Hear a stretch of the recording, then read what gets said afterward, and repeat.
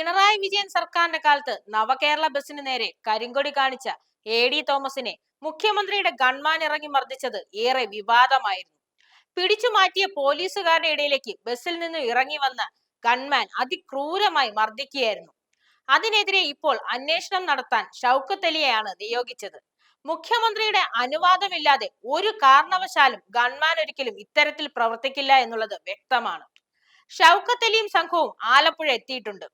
കേരള പോലീസിലും ദേശീയ അന്വേഷണ ഏജൻസിയിലും തിളക്കമാർന്ന റെക്കോർഡുള്ള ഷൗക്കത്ത് അലിയെ തന്നെ കേസ് ഏൽപ്പിക്കാൻ പ്രധാനമായ ഒരു കാരണമുണ്ട്. പിണറായി സർക്കാരിന്റെ കാലത്തെ സ്വർണ്ണക്കടത്ത് കേസ്, TP ചന്ദ്രശേഖരന്റെ കൊലപാതക കേസ് എന്നിവ പുഷ്പം പോലെ തെളിയിച്ച വ്യക്തിയാണ്.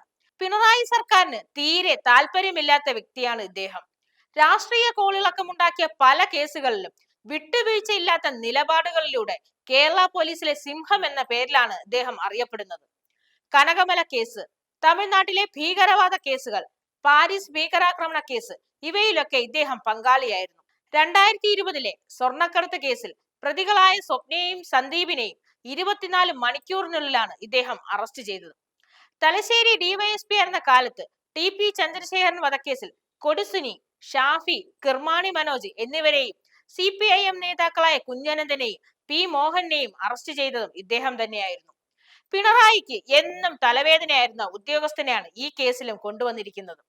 സമരം നടക്കുമ്പോൾ എതിരെയുള്ളവർ കരിങ്കൊടി കാണിക്കുന്നത് സ്വാഭാവികമാണ്. പോലീസുകാർ അത് പിടിച്ചു മാറ്റുകയും ചെയ്യും. എന്നാൽ മുഖ്യമന്ത്രിയുടെ ഗൺമാൻ ഇറങ്ങി മുളവടി കൊണ്ട് മനുഷ്യത്വരഹിതമായിട്ട് മർദ്ദിക്കുന്നത് ഉൾക്കൊള്ളാൻ സാധിക്കുന്ന കാര്യമല്ല. സത്യസന്ധമായ അന്വേഷണം നടത്തി 1 മാസത്തിനുള്ളിൽ ഷൗക്കത്ത് അലിയും സംഘവും റിപ്പോർട്ട് സമർപ്പിക്കാനാണ് തീരുമാനിച്ചിരിക്കുന്നത്.